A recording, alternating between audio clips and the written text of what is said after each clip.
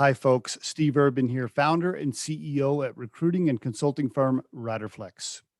If you think today's tip or guest interview can help someone you know, please share this with them.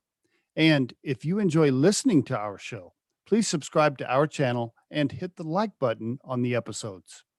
Finally, aside from our podcast, our day job here at Riderflex is to provide recruiting, staffing, and consulting services. You can visit riderflex.com to learn more about us and get the information on the services we provide. And now, a quick word from our sponsor and friends at Marketing 360. Try the #1 marketing platform for small business. Everything you need from design to marketing to CRM. Learn more at marketing360.com. Marketing 360. Fuel your brand.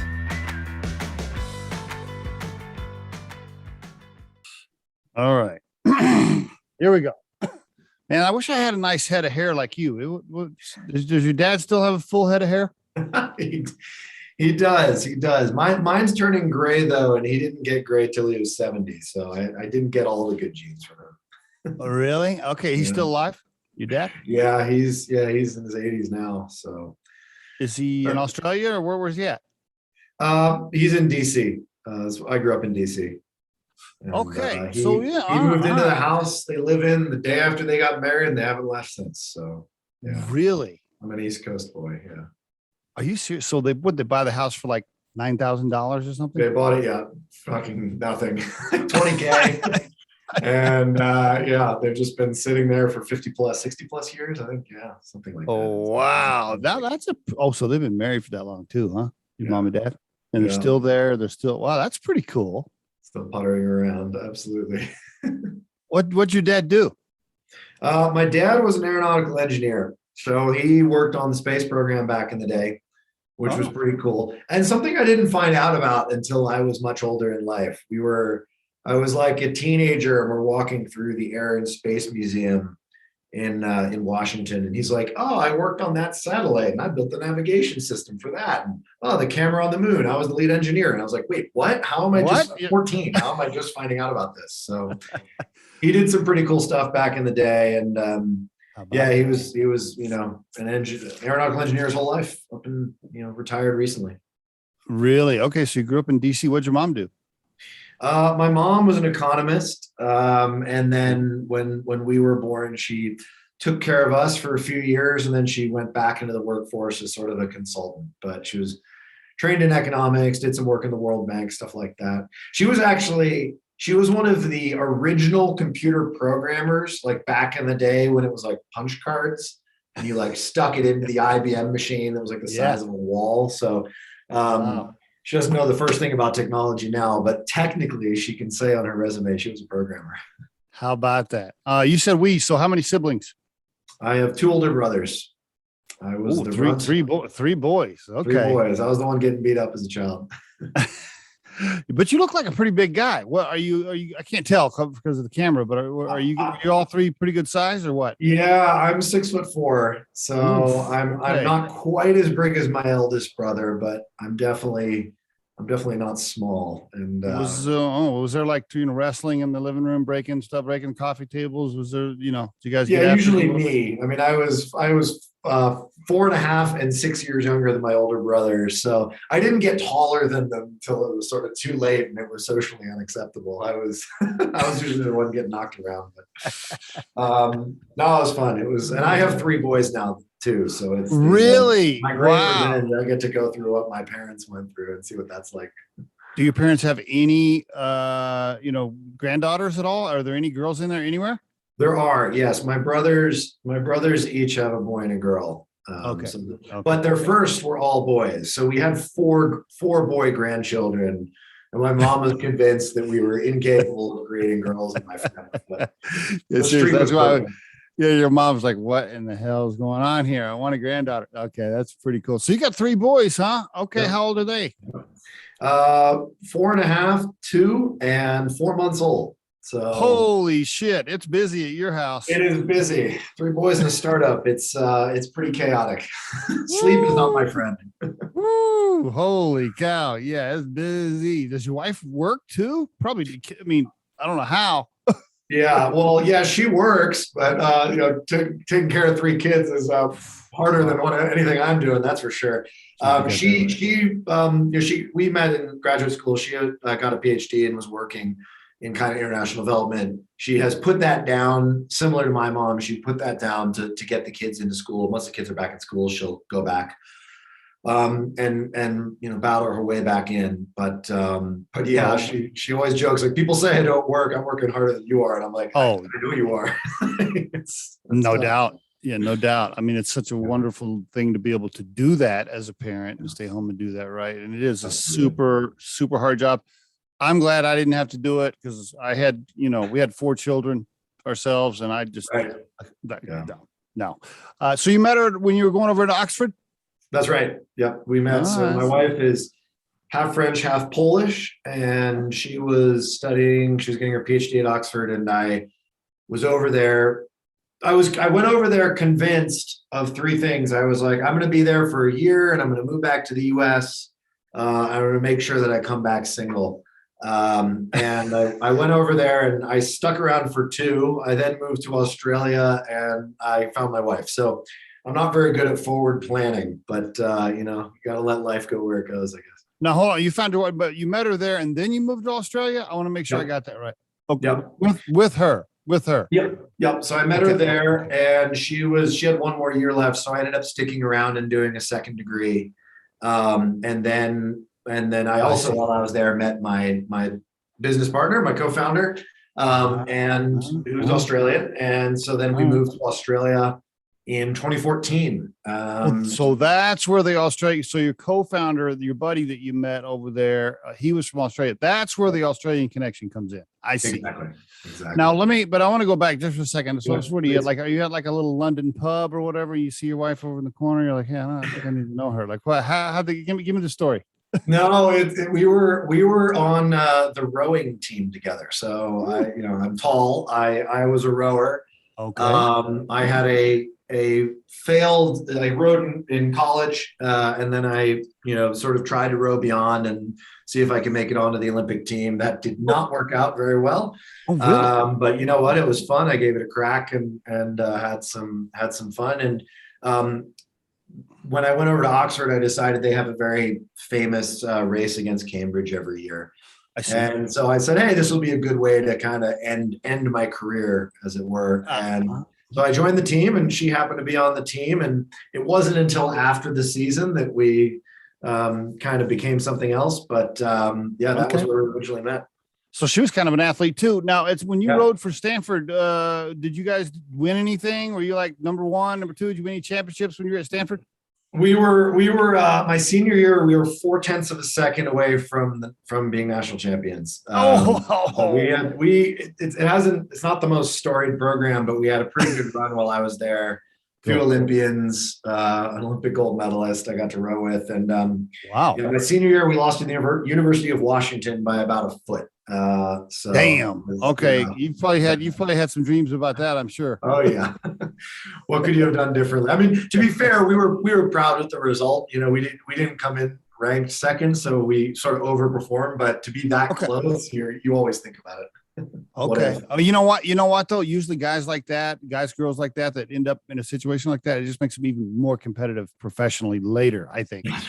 Yeah. Absolutely. All right. So you meet your friend there, your buddy, and tell me, are you and him both like, hey, let's be entrepreneurs, and I got an idea, and what you walk me through some of that? Go for it.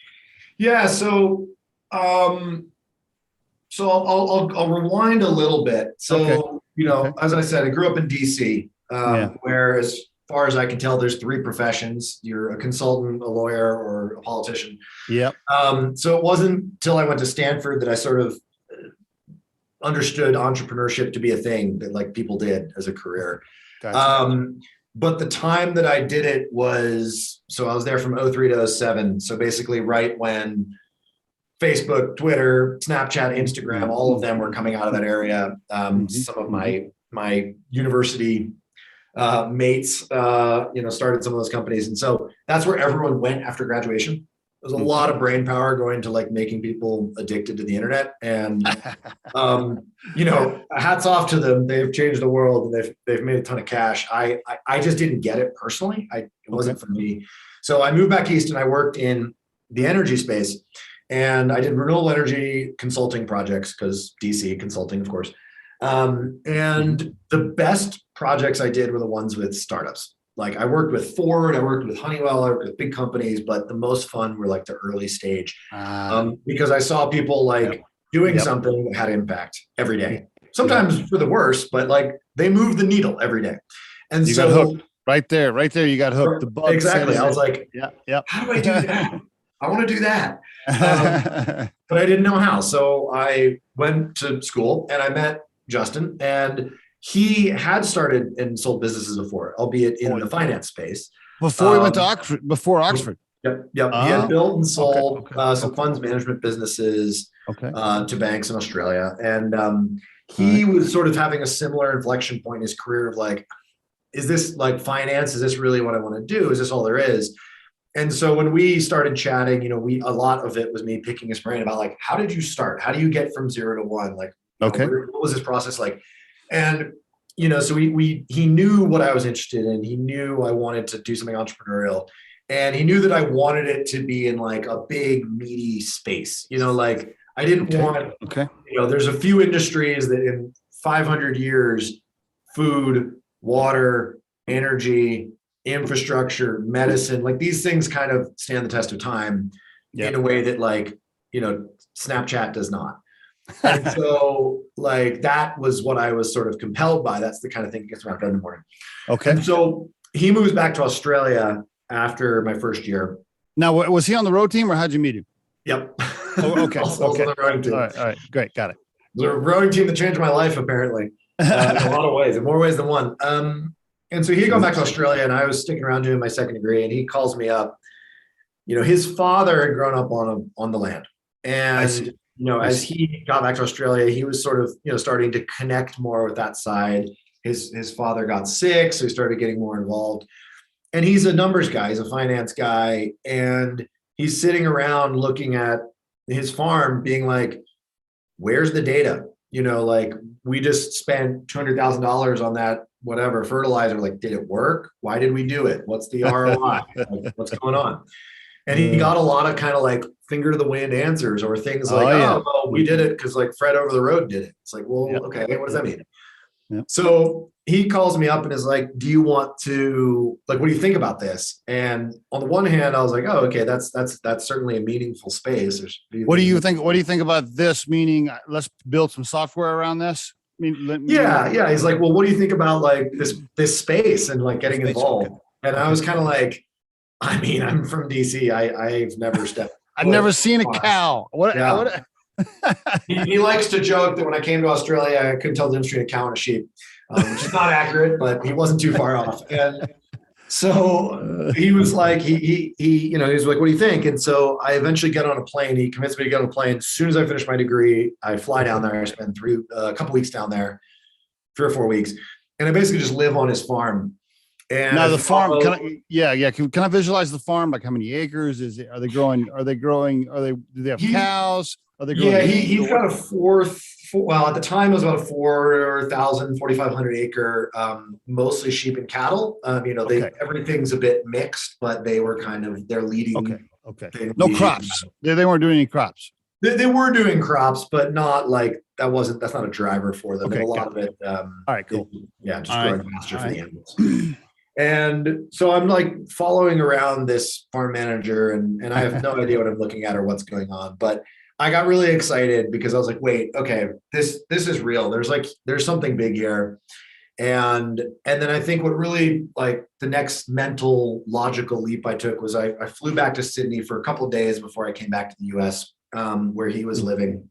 And we started sort of as an entrepreneur does behind a glass of whiskey or whatever it was, we start blue skying it, and we start talking about, okay, cool. This is a problem on farm. We can solve a lot of issues for farmers by digitizing their production. But if we can actually do this at scale, at meaningful scale, Now we can start to solve big problems beyond the farm, and big systemic food problems. As the three that we always refer to. It's like we as a species need to produce like 50% more food. We don't have any more land, and we need to reduce the environmental impact of food production by 70%. How the hell can you do that if you don't have data at the source?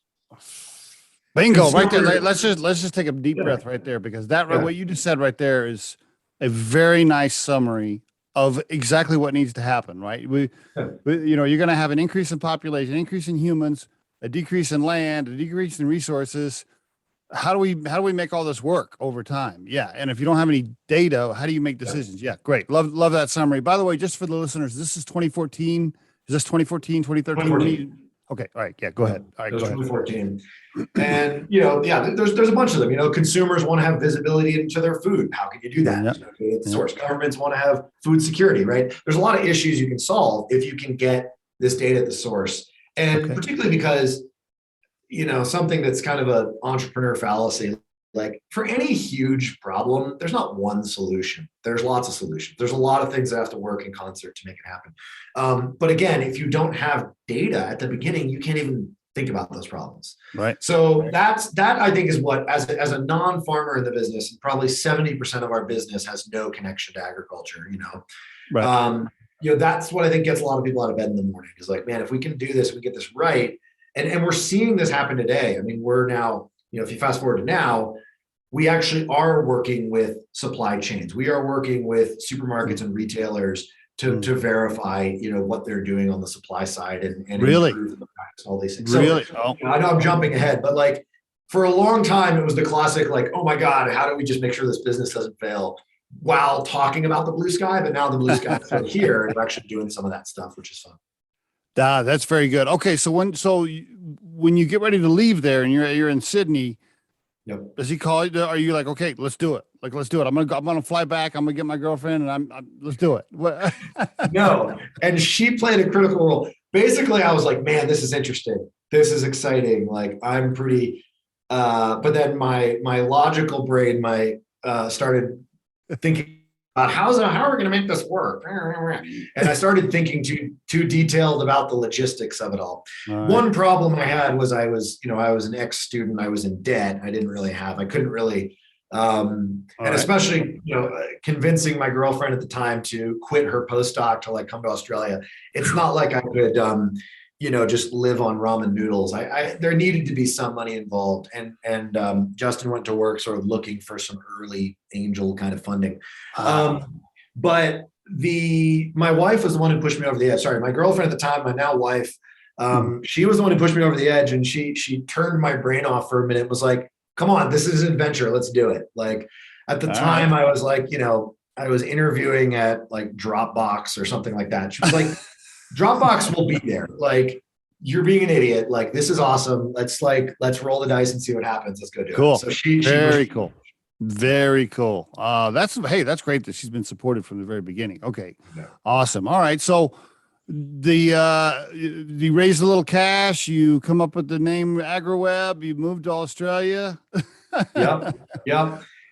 We had packed our bags, so just a couple months after I flew down there, we found some funding, some sort of contingent funding of like, look, here's some cash to survive. Go tick some boxes, hit some milestones, and you get a bit more. Now, neither one of you guys are coders or programmers, right? You're not full stack developers, right? Like what? No. So that was my first job. That was the first thing I did. Was like, all right, we need to find somebody to build it. It was actually probably my first argument with my co-founder. He wanted to go to a dev shop. Okay. And I philosophically and also through experience have just said, you know what, like you can outsource anything that is ancillary to your core product, but you can't outsource your core product. Like you just have to have it in-house. So I was pretty adamant that we needed someone on the team. Okay. I searched down every rabbit hole I could find and chased leads that mostly went nowhere. And then eventually stumbled upon this guy who became our original co-founder, technical co-founder. Okay. Now I could talk to you at length about how that went completely sideways and almost blew up the whole business. Bummer. But he did get us off the ground, and he did get the first lines of code written that got us going. It did not end well, Okay. unfortunately, which I found. I find more often than not, founders have stories like that. Oh, no doubt. Yeah, no doubt. Did you get him off the cap table? Did you write him a check and it's like, hey, We did. It was contentious, and borderline litigious, but we it happens. Actually, It to happens. be fair, it was proposed. He was like, you know what, clean break, I'm out. Let's not do this anymore. But, Okay, great. All right. But he got you started. You got some stuff written. Okay. All right. And okay, very good. All right. And so let me ask you, let's do this real quick, but for the listeners, now's probably a good time. And then we'll back up if we need to.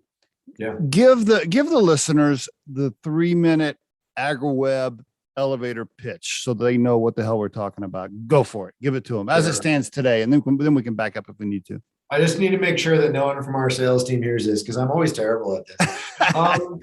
Look, AgriWebb, I mean, at its core, it's an app that sits on a smartphone and is your farm basically in your pocket. And so it digitizes all of the management that you do on your property. And basically the way we see the sort of progression is, at first, it's just around how do we digitize your records, which saves you a ton of time, but also solves for your compliance. So, not as much in the US, but particularly around the world and anywhere in the US, where if you want to be anything more than a commodity person, you've got a big, rigorous compliance need.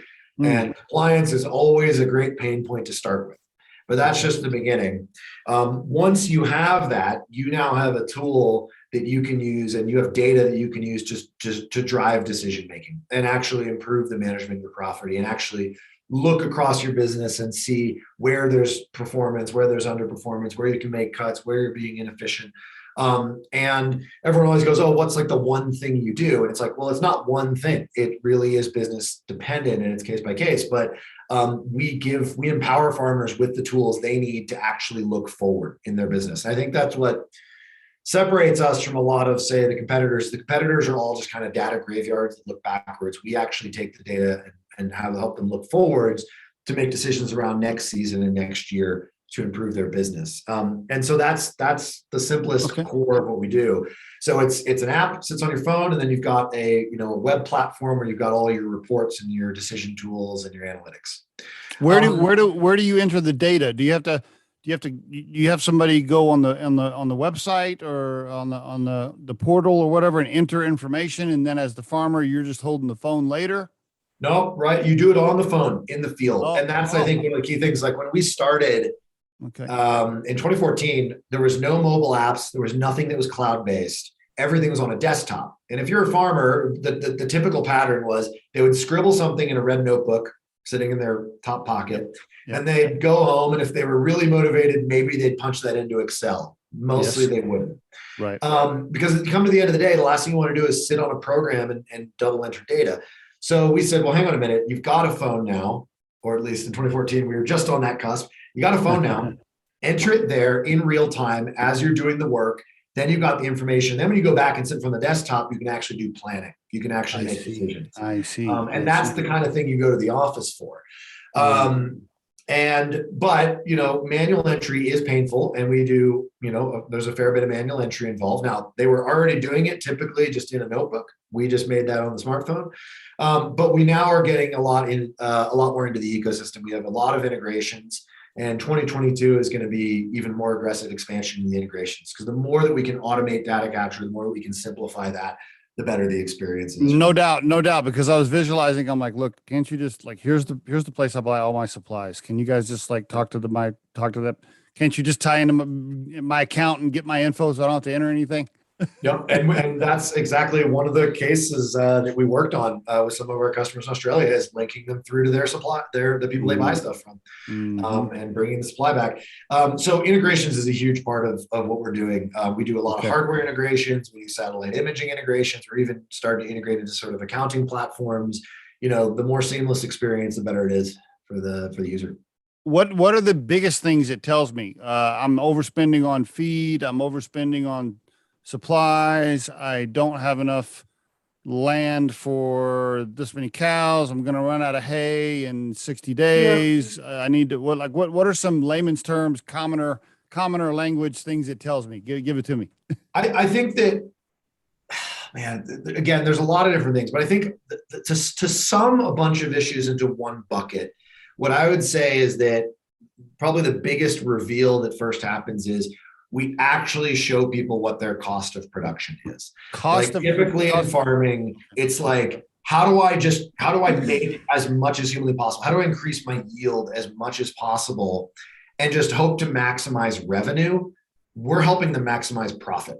I see. Okay. And production, by the word production, you mean from the time I raise the little cow until it gets all the way through to the butcher shop and I get paid for the meat. What's my margin? Yep. Exactly. We're trying to maximize the margin. There's all this stuff going into it. And it is amazing and has always amazed me how poor visibility so many people have into that. They just don't know. And in the absence of that, what they're going to do is just, again, try and maximize volume.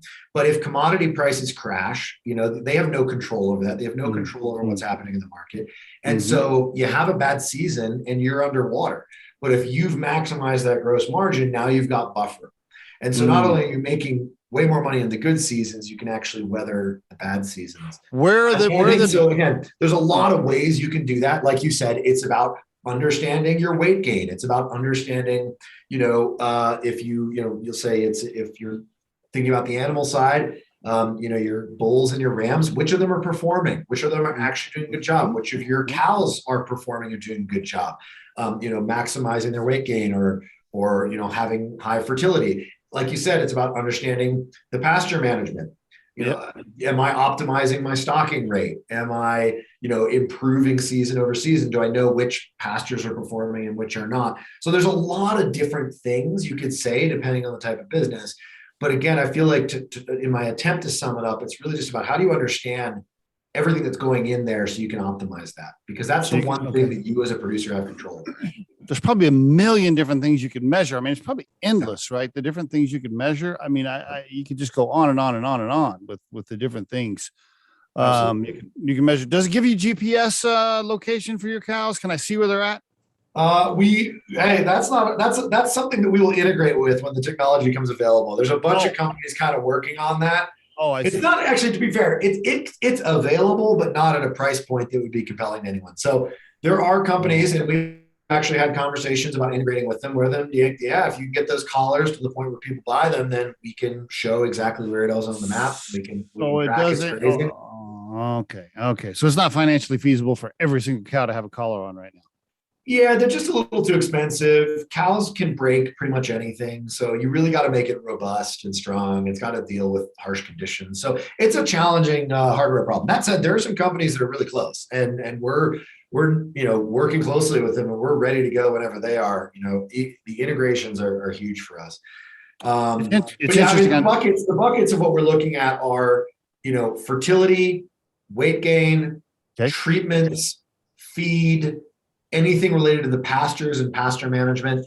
And I think another thing is, we're not just about helping them, understand it. We want to help drive them to improve it and drive them in positive direction. We're trying to make it easier for farmers to, go back to some of the techniques that there's a lot of buzzwords going around now, but they call it, regenerative grazing and regenerative agriculture. What does that mean? What it means is, you can think that you're an animal grower, or you can think that you're a grass grower. And the reality is, like, grass is the key to your production, or crops, whether it's for animals or whether it's crops that you're selling as commodity crops. And that all comes from soil. And soil has been getting degraded over decades and decades. And effectively, through, improvements or changes in your management, you can regenerate the soil. Create better soil biology, increase the amount of microbes in your soil, increase the amount of carbon in your soil, increase the amount of nitrogen in your soil, increase the water retention of your soil. And what this does is allow you to grow a whole lot more of whatever it is you're growing. If it's grass for cows or sheep, or if it's, crops for people, you want to grow as much of that as possible. And it comes through, a lot of different principles of regeneration. It's around having a lot of species diversity, having lots of different, not just monoculture, but having lots of different species operating on a field. It's about mixing crops and animals. Animals are, create natural fertilizer. They compact the soil. You look back thousands of years ago, and it used to be huge herds of grazing animals on grasslands being chased by predators and moving around. And so you're trying to mimic that. So you get herds that are grazing aggressively in one area, and then you move them a lot frequently around different paddocks. It's about having what are called cover crops, which means never leave your soil bare, always have something growing there, always have root structure there, which increases, again, that microbial density. And long story short, all of these different techniques make your soil better so you can grow more, but they also have impacts like increasing your water retention, making you more drought resistant, decreasing your pests. You create a lot of species diversity, and suddenly these pests go away because you've either got the pest natural predators that now exist in this little ecosystem. In the case of weeds, right? Weeds exist because, like I said, nature doesn't like monocultures. Nature wants lots of species diversity. So if you're just trying to go monoculture, you're getting lots of weeds. Over seasons of lots of species diversity, you can actually start to naturally see those weeds go away. That reduces your pesticide use. That reduces your fertilizer use. In some cases, can even eliminate it. Now your cost of production's gone down. You're not using pesticides. You're not using fertilizers. You're naturally increasing the weight. You're not using supplements because they're getting nutrition out of the plants, out of the soil. So no, this isn't, farmers have been doing bits that all of these are not new terms. I think the phrase regenerative agriculture may be new, and it can be very buzzwordy. It can be very easy to dismiss, but the principles are just the way that, people farmed for a really long time. Until we sort of had labor shortages, people moved off the farms. World War II happened, that changed agriculture pretty dramatically. But none of this is new. And a lot of these are principles farmers are already doing anyway, because it's the best way to farm. It's the most efficient way to farm. But now it didn't have the label previously, I guess. What are some of the first savings they see, or what's the most eye-opening thing? Like when somebody starts using it, they're like, oh, wow. Like what's the most common, holy shit, I can't believe I'm wasting that much money on XYZ. What do they see right away? I mean, look, again, there's not, it really, I hate to say this, I'm not dodging. It does depend on the operation, but I can give you some great examples. Like, we had a customer here in the US, one of our first customers. They hop on board. It's that visibility. It's the data at your fingertips and what you can do with that. And so they hop on board, and they're a cattle operation.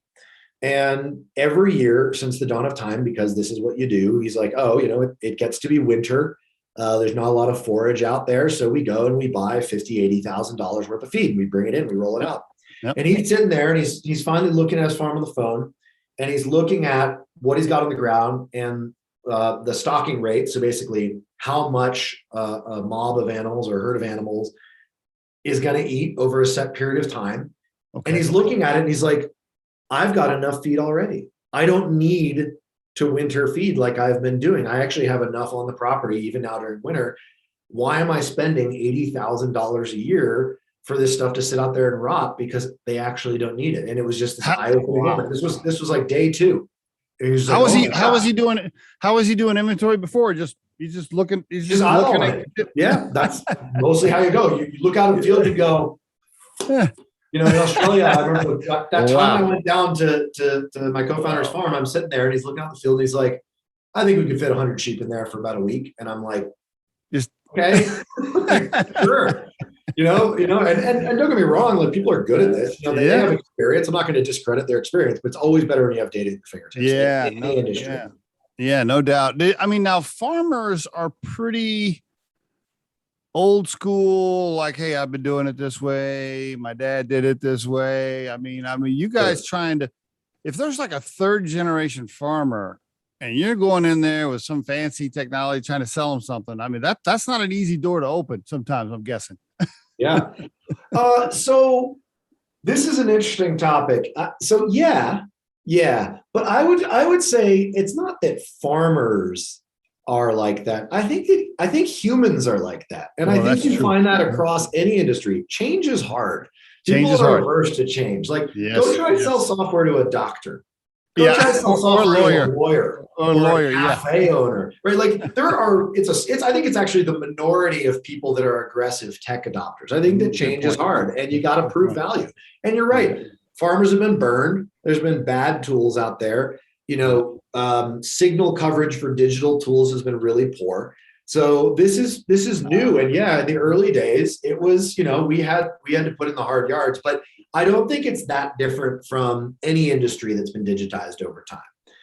You got to prove value. You start with your early adopters and then word of mouth builds. And, looking at 2014 versus now in Australia, which is where we started, obviously we're in lots of countries now, but looking, just in Australia, like it's amazing how much attitudes has shifted because they've now seen the value. How about that? Yeah. And once they see the value, they're actually the most amazing promoters and really aggressive adopters. And so the industry is definitely changing. And you don't have to give out. You don't have to give away any more free subscriptions just to get reviews now, right? Because you get no. We didn't even charge subscriptions at first because no software company in ag charged subscriptions. Oh, so we did this thing where we said we'll give you a license, and then in 12 months' time, like we'll ease them onto a subscription plan. So in many ways, like we introduced at least our customers to subscriptions. Now we're 100% subscription, right? Everything is. But it was, that was probably one of the biggest aversion to change was just like the business model side. So now it is, you sign it, you pay. Do you pay by month, by size of farm? Like how's it work? What's the business model look like? It's a monthly or a yearly subscription for some of our bigger customers, even multi-year subscriptions. Okay. And it's based off the features. It's based off the value that's being created. It's not based on size. Size is kind of weird, particularly when you're dealing with animals, because you could have 4,000 acres of super dense pasture like my co-founder had, or my other co-founder who kind of joined the business a bit later, he grew up on 400,000 acres of desert. And so like you can't charge by acre. They have similar bit size businesses. Okay. Charging by animal is really challenging. Numbers fluctuate throughout the year, having certainty on it. So we just say, look, you want this level of value, it's this, you want this level of value at this, et cetera. So it's feature based. So I can expect it to be a 1% expense line item on my P&L, or what can I expect? Yeah, I mean, it depends on what kind of business they're running, but we try to sort of think in our heads around like, okay, to pass the sense check or the sanity check, yeah, you don't want them spending more than say 1% of their top line. Okay.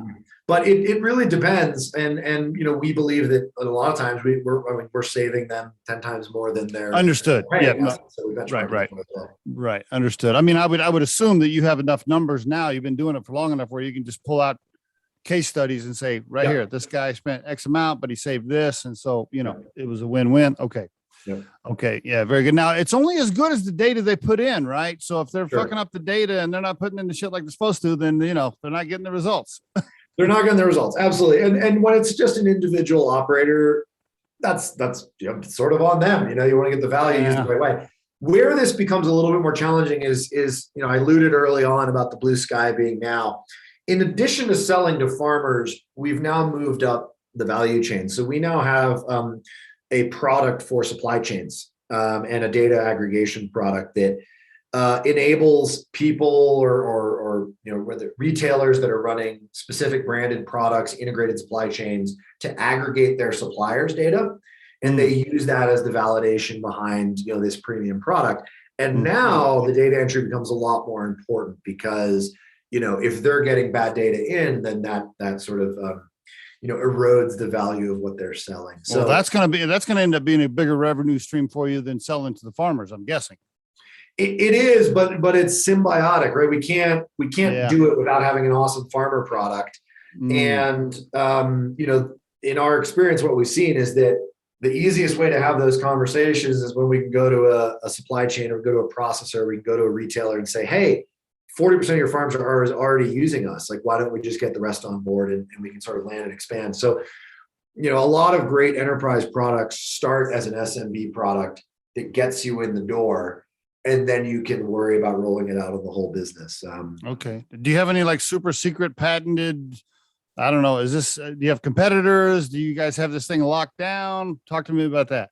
I mean, be arrogant to say we don't have competitors. We absolutely do. I would say that, as probably every founder says, but I would say that we're a bit different in that, one, we don't necessarily have a global competitor, and we're operating on a global scale.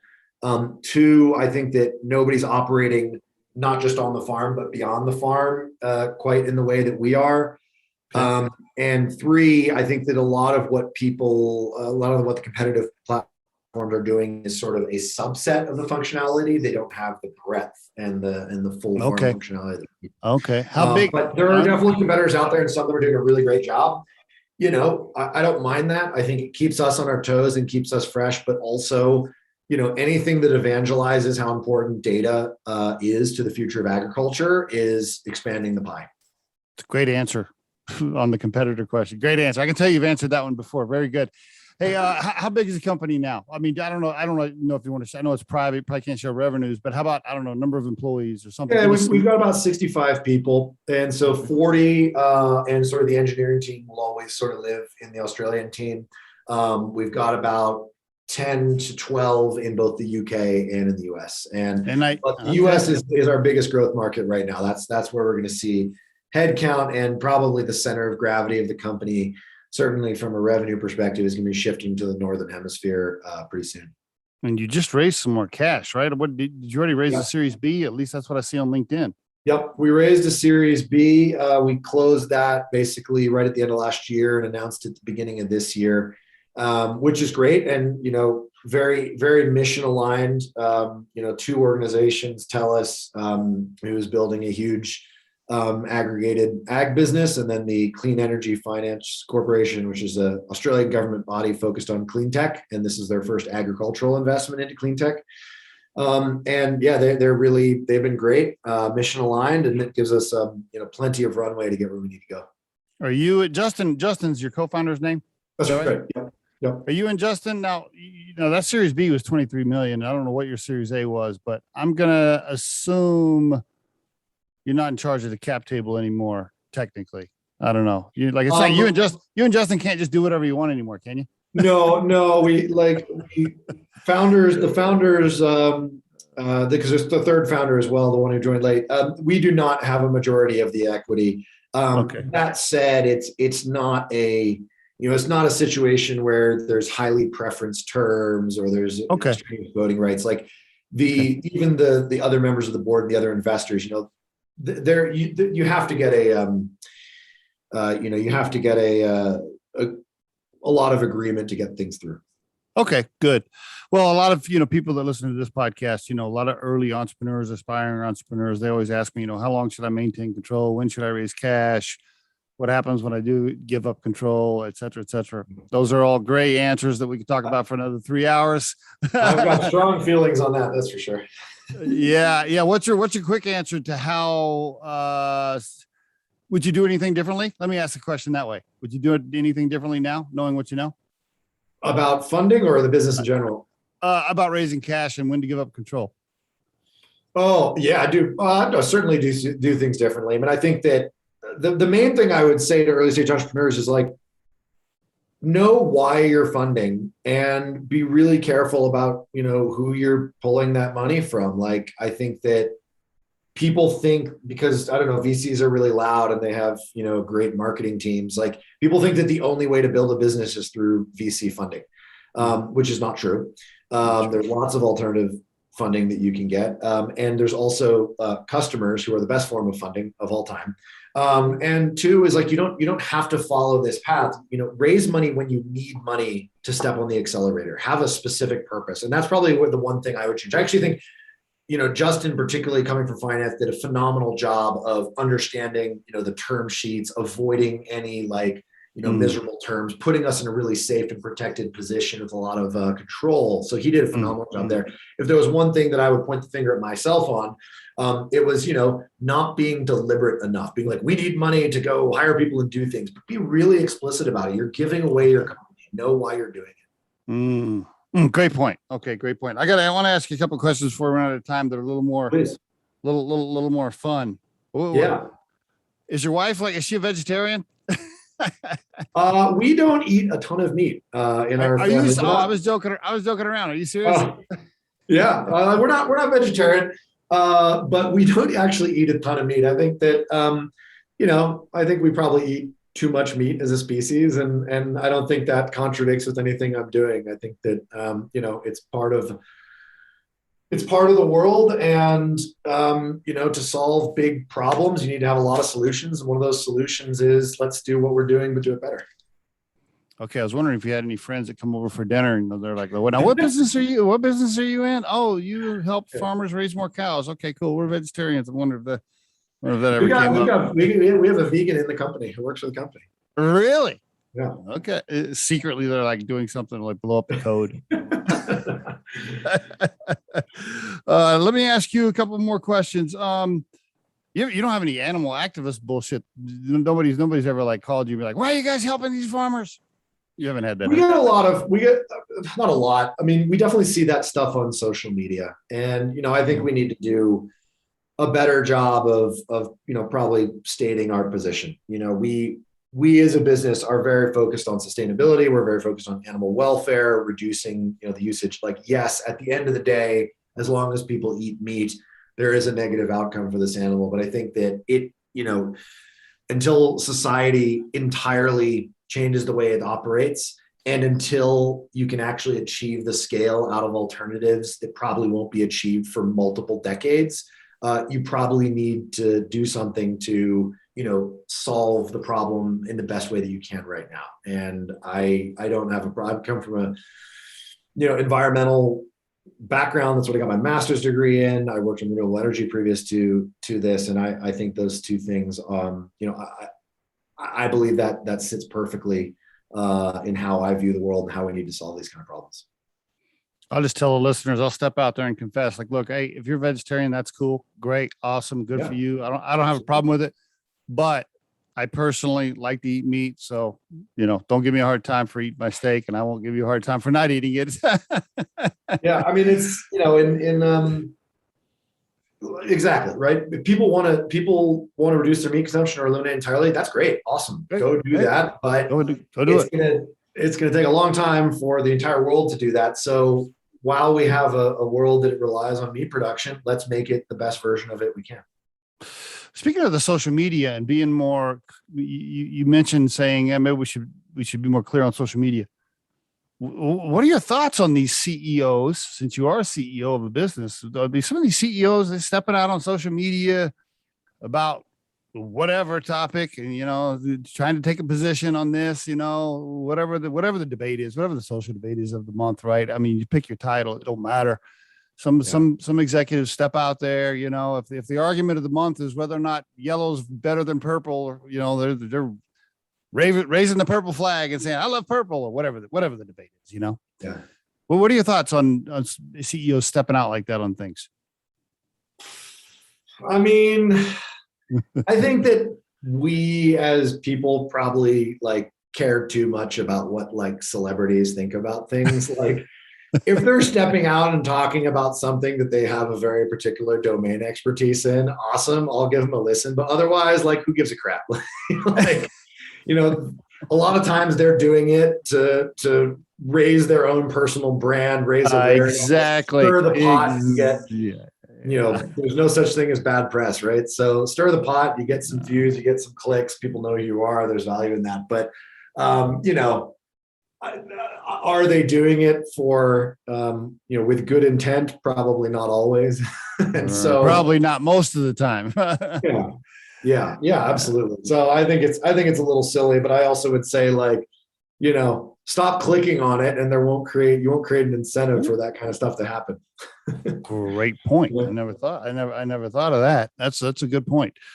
Yeah. By the way, I really don't give a shit what any actor or athlete thinks about anything. I just like, don't please, Yeah. no, just please, just can you just like do what Yeah. you're supposed to just do. I'll do my job and make sure I run a good recruiting firm and I Yeah. won't bother you with my views and you just make the movie so that I can be entertained. That's all I need. Yeah. Yeah, exactly. I got too much on my plate to be opining on like the latest, tweet from social somebody. media crisis. Tweet, right? How about this one? I'm going to ask you this too. On the resources and the space and the planet we live on.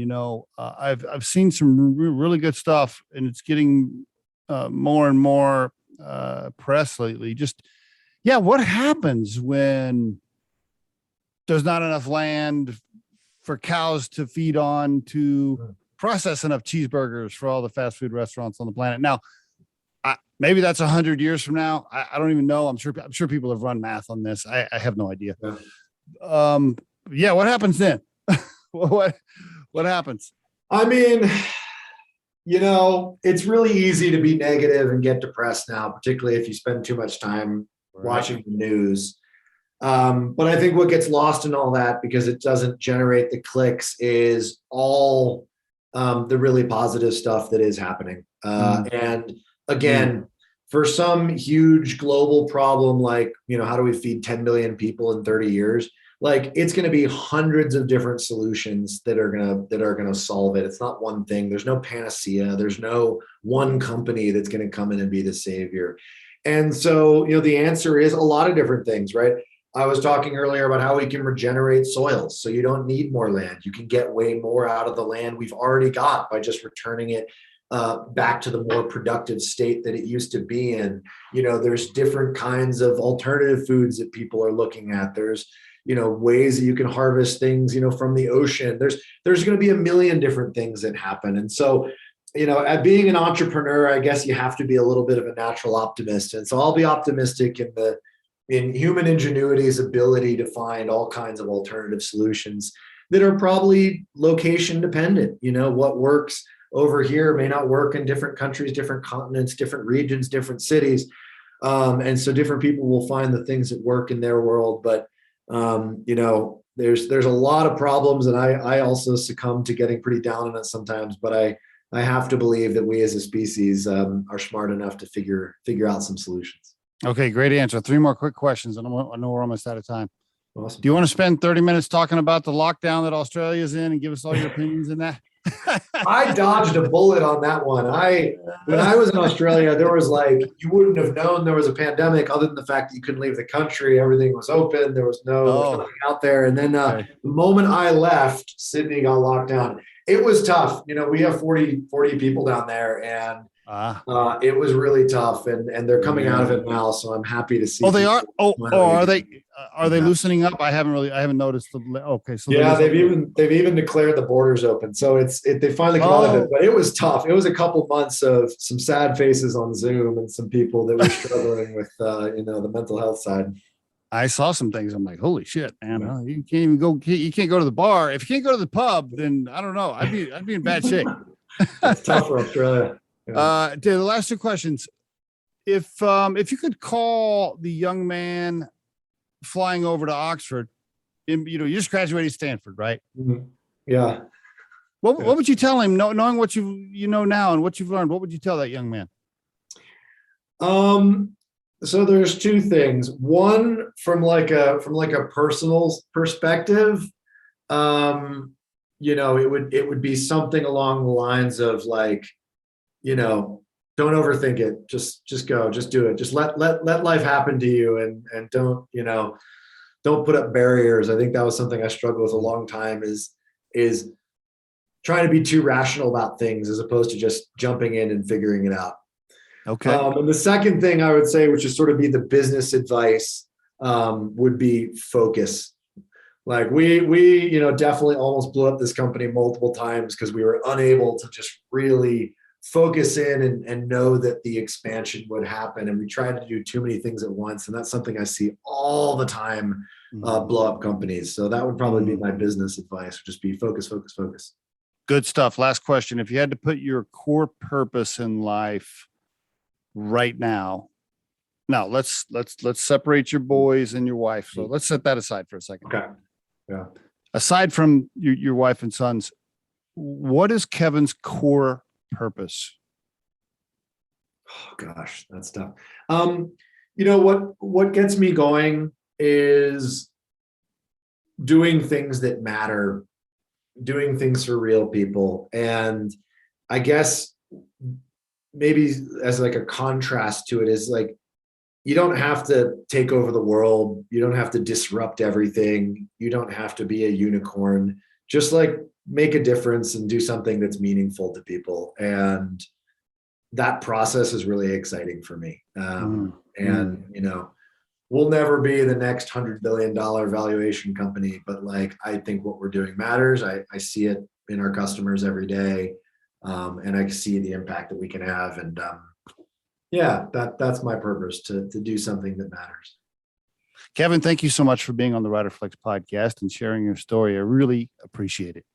Thank you very much. Appreciate the time.